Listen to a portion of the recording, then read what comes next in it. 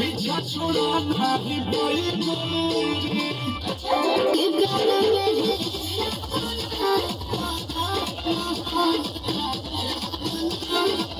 अरे करे जा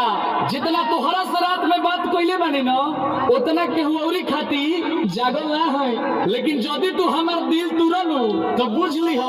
हम संतोष पागल नहीं बना बुझे जाना तू चिराई उड़न बाज हो तो बुझ ली हम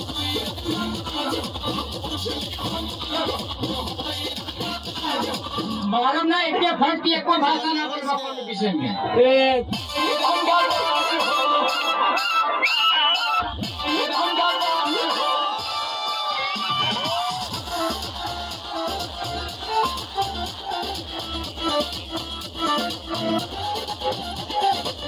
प्यारे का दादी जी करो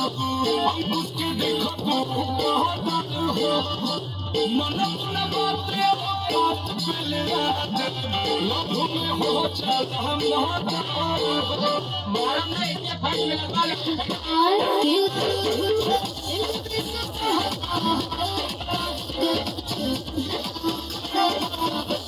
अरे करे जा हम बरसी ना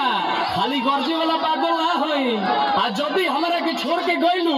तो बुझ ली हो हम संतोष पागल नहीं बना बुझे जाना तू चिराई उड़न बाज हो तो बुझ ली हम